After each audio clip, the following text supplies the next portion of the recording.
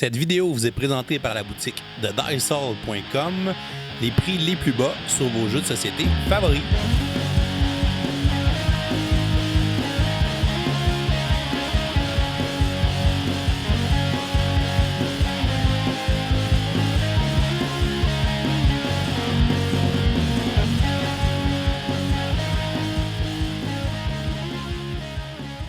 Salut les gamers, bienvenue à Professeur Board Game. Je m'appelle David, on est en direct du Gen Con 2019. On est ici avec Gary de Flyers Game. Salut, ça va bien?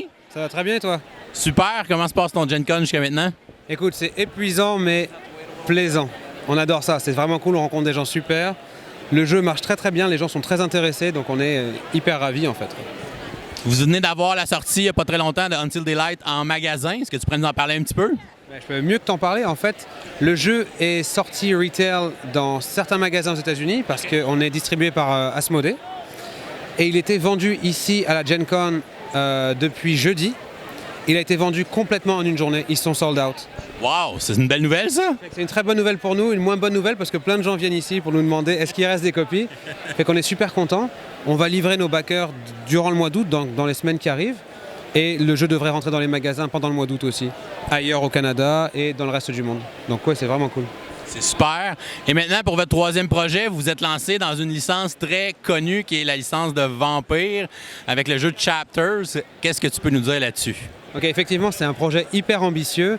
On a contacté les personnes chez White Wolf l'année dernière et c'est un moment où ils commençaient à ouvrir à des licences et on est arrivé avec un projet hyper ambitieux. Une espèce de board game, un tabletop RPG dans un board game en fait. On a fait une version simplifiée de ce qu'on peut retrouver dans le jeu de rôle, avec des miniatures, avec des mécanismes en fait qui vont être beaucoup plus simples, beaucoup plus approchables par d'autres types de joueurs. Et ils ont dit oui, ils ont adoré le projet. Un an après, on est ici à la Gen Con, on présente ça. Écoute, je peux essayer de t'expliquer quelques détails à propos du jeu. Ben oui, vas-y. Ok, alors en fait, l'idée principale, c'est qu'on a une campagne, un chapitre, donc comme Chapters, un chapitre. Ce chapitre est l'équivalent d'une chronique, en fait. Okay. Et cette chronique comprend environ 40 scénarios, et elle se passe à Montréal, juste après la chute du sabbat, au temps présent. Et donc on a à peu près 9 clans connus chez les vampires. Donc on a tous les clans de la Camarilla, pour ceux qui connaissent, ceux des anarques et même un caïtif. On a également un Banu Hakim qui sort Day One au Kickstarter, qui sera gratuit pour ceux qui nous supportent le premier jour de la campagne. Et on a également un expansion pack qui va sortir aussi en même temps. Mais en ce qui concerne le jeu, on va avoir donc une quarantaine de scénarios qui vont se passer donc à Montréal. Et chaque scénario va avoir sa propre tuile, donc son propre environnement, des lieux iconiques de Montréal. Et il va se passer une espèce d'aventure dans laquelle on va devoir résoudre notamment des problèmes territoriaux entre anarques et Camarilla, mais d'autres problèmes bien plus grands pour celles et ceux qui ont lu les livres sur la Black Hand. Ils vont découvrir qu'il y a quelque chose un plot plus, comment dirais-je, une aventure de recherche, quelque chose, une espèce de chemin de croix en fait, si on veut dire, là-dedans. La réponse est comment à Gen Con en ce moment pour ce jeu-là? Je pense que je vais vous montrer un petit peu en démo. Oui, exactement. Ici à la Gen Con, en fait, on présente l'un des prologues. Chaque personnage aura un prologue qui va expliquer comment le jeu fonctionne en fait.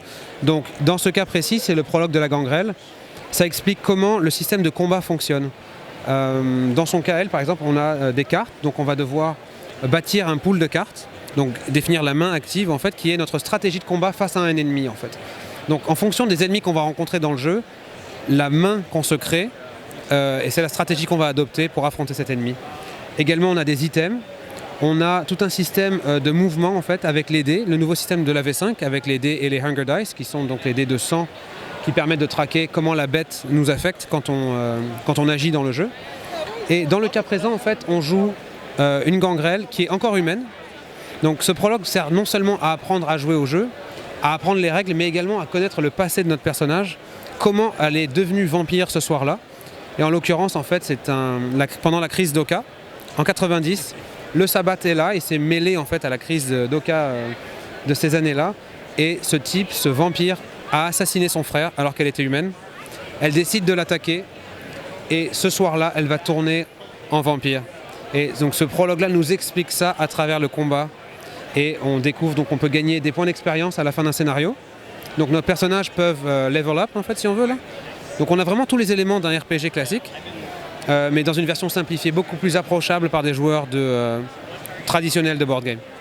Super. Et ça va être lancé sur Kickstarter? Oui, alors l'idée c'est de lancer une campagne Kickstarter parce qu'on vise une 40aine de scénarios pour commencer. C'est quand même beaucoup pour ce style de jeu-là. Oui, c'est déjà beaucoup. Mais le but c'est d'en faire plus encore parce qu'on a Montréal, c'est la ville dans laquelle on habite, c'est la ville dans laquelle on veut que cette histoire soit la plus palpitante, c'est notre coup d'essai en fait. On doit réussir à faire quelque chose de formidable et Kickstarter va nous aider avec les stretch goals à faire autant de scénarios qu'on voudrait. Donc on démarre avec 40, mais on espère en faire une 50aine et améliorer les expansions et améliorer toutes les choses qui vont être à côté pour livrer le meilleur jeu possible. Et Kickstarter, on a déjà livré 2 jeux, ça tu le sais ça? Oui, effectivement.